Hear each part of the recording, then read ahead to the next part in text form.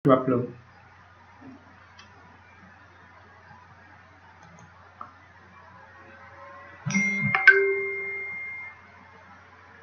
Oh, ternyata sudah.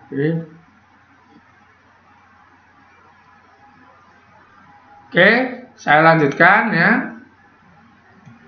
Saya lanjutkan. Jadi ini otak kecil. Nah, nanti bahasa Latinnya cerebellum. Apa ini fungsinya? Keseimbangan gerak otot. Apa contohnya? Saya tanya, kalau kamu berjalan, ketika kakinya yang kanan di depan. Saya ulang, kamu berjalan, pas kaki kanan di depan. Terus tangan yang di depan, tangan kanan apa kiri, nak? Halo? Kiri. Jadi kalau kaki kanan yang maju ke depan, maka tangan yang maju itu yang kiri. Kalau kaki kiri yang maju ke depan, maka tangan yang maju itu yang kanan. Nah, nggak bisa nanti kakinya yang kanan maju, tangan yang kanan maju. Itu orang yang ininya rusak. Ada loh orang yang nggak bisa gitu ya. Itu contoh keseimbangan. Nah, jadi keseimbangan ini ngatur kanan kiri, ngatur kerjasama kaki dengan tangan, itu otot-otot itu supaya seimbang. Nah, orang yang ininya bagus, dia punya bakat olahraga. Voli, sepak bola itu sini semua. Orang yang pintar naik sepeda motor itu sini. Pilot itu ini, keseimbangan, bagus. Terus pemain akrobat itu sini. Jadi mengatur posisi tubuhnya nggak bingung. Orang yang pintar manjat, ada orang nggak berani manjat, ada ya. Nah, itu urusan, nah ini otak kecil ini ya, mengatur kanan kiri itu ya. Jadi kalau anak kecil kamu kasih pulpen megangnya masih salah, itu karena otak kecilnya belum berkembang itu nanti. Oke, saya teruskan. Nah, ini nanti ada benda namanya batang otak, itu nanti isinya 3. Apa saja isinya? Medula oblongata, sama pons, sama sumsum lanjutan. Jadi ada medula oblongata, ada pons, ada sumsum lanjutan. Ini. Kalau ini tadi epitalamus, talamus, hipotalamus. Ini tadi otak besar. Ini tadi otak kecil. Nah, saya mulai dari medula oblongata. Apa? Mengatur jantung, tekanan darah, pernafasan, sekresi ludah, menelan, batuk, muntah. Nah, itu diatur oleh bagian ini. Makanya nanti kalau ini rusak, 3 ini rusak, jantung bisa berhenti, orang mati nanti. Makanya ini ditaruh paling dilindungi nih. Oh, kalau ini mungkin orang lumpuh gitu saja. Kalau ini rusak mati orang karena jantung berhenti, paru-paru bisa berhenti. Pernapasan itu kan paru-paru ya. Makanya di pertinjuan orang nggak boleh memukul dari belakang sini. Ini kan batuk, ini belakang. Mukul dari belakang dekat ini, kalau ini kena bisa mati orang. Saya tanya, orang yang jatuh di kamar mandi, terpeleset di kamar mandi karena kamar mandinya licin, itu yang sering itu jatuhnya ke depan apa ke belakang, nak? Ke belakang. Ke belakang. Makanya sering fatal ya. Jadi kamar mandi itu saya paling takut. Kalau saya di kamar mandi sering sambil mandi saya sikati lantai. Karena apa? Kalau kepreset kita ngeblak, ini bentur duluan. Makanya banyak orang yang jatuh di kamar mandi itu lumpuh, itu bisa mati karena kena ini. Kena bagian namanya medula oblongata, ada bagian namanya pons, ada bagian namanya batang saraf. Jadi fungsinya penting sekali nih, ngatur alat-alat dalam kita itu, paru-paru, jantung, apa itu ya. Nah, ini. Jadi kamu jangan sampai gak boleh main-main mukul dari belakang. Itu satu. Yang kedua, Kalau kamu punya adik kecil, nah kemudian baru belajar duduk, itu jaganya jangan jaga ke depan. Kalau ke depan ini dosen nggak apa-apa, jaganya di belakangnya. Misalnya dikasih bantal, apa kalau geblak dia kena bantalnya begitu. Itu ya. Oke, jadi ini otak besar sudah selesai, otak kecil selesai, talamus dan teman-teman selesai, kemudian ini otak lanjutan medula oblongata selesai. Sekarang kita lihat yang lain. Nah, inilah dunia hewan tadi yang makan, minum, apa itu. Nanti ini semua dijadikan satu, namanya sistem limbik. Ini hewan itu dominan limbiknya. Kalau manusia ini yang dominan. Jadi tadi itu ada talamus, hipotalamus. Sekarang saya tambahi apa? Amigdala, hipokampus. Nah, ini sistem limbik namanya. Ini mengatur sifat-sifat manusia yang seperti hewan. Apa? Makan, minum, berkelahi.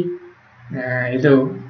Berteriak, jengkel, itu hewan semua. Kalau mikir sini, itu namanya sistem limbik. Sistem limbik itu sistem yang ngatur tubuh kita untuk insting itu ya, jatuh cinta, senang, kenyang, itu senyum, itu sistem limbik sini, bukan di otak besar ini, gitu ya. Kalau nipu itu otak besar ya. Kalau limbik ini nggak bisa nipu, kencing ya kencing, gitu.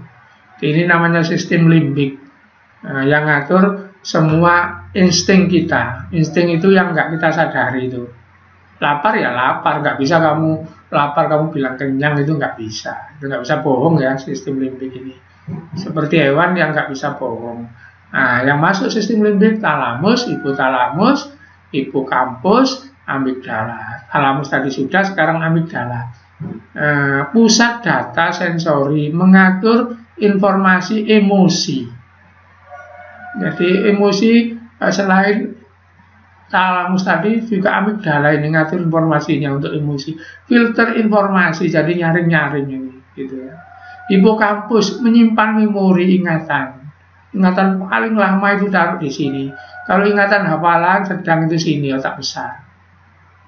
Jadi kesan itu di sini. Kesan mendalam itu sini. Kalau hafalan biasa itu di otak besar, gitu ya.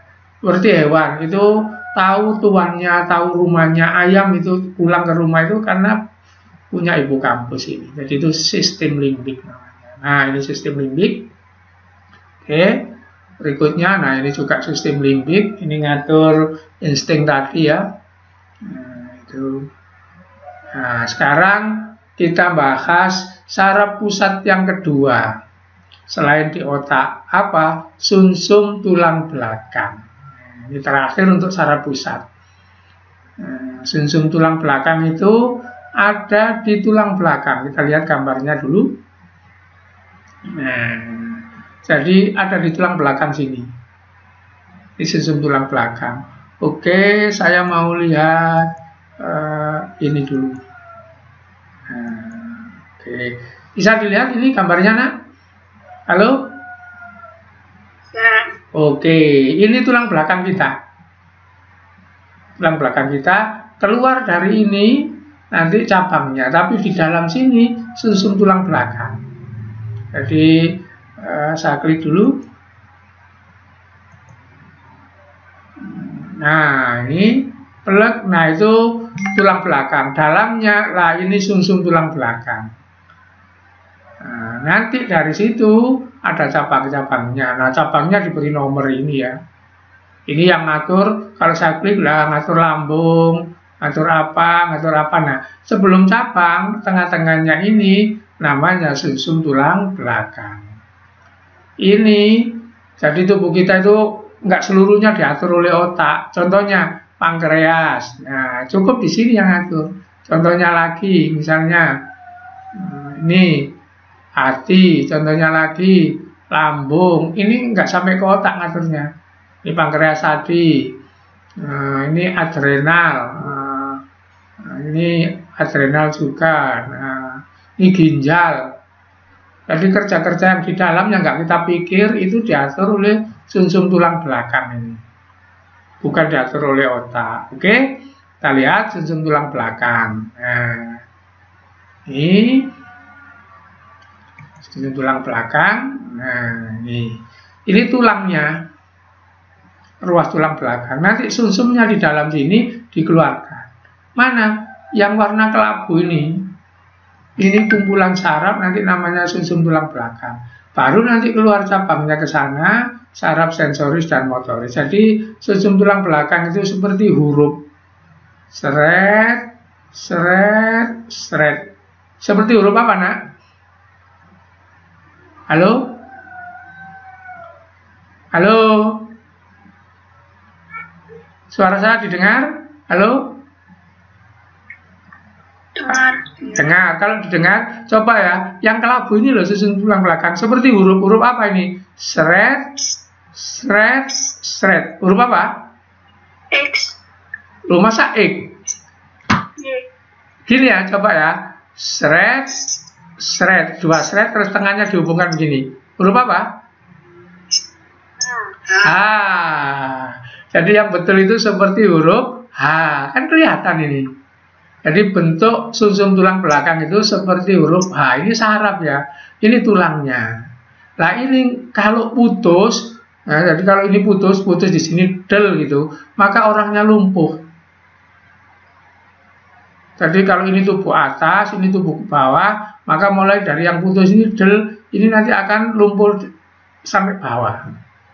Contohnya orang yang jatuh duduk. Jatuh terduduk, ini nanti bisa patah tulang belakangnya. Kalau dalamnya ini ikut patah, lumpuh nanti. Lumpuh setugel, bukan separuh. Kalau separuh itu kanan kiri, kalau tugel itu atas bawah, itu ya. Ini sumsum tulang belakang itu begitu. Jadi ini pusat yang tidak sadar, nanti namanya refleks. Ngatur ginjal, ngatur apa gitu. Jadi perhatikan, coba saya ulang sumsum tulang belakang tadi. Nah ini,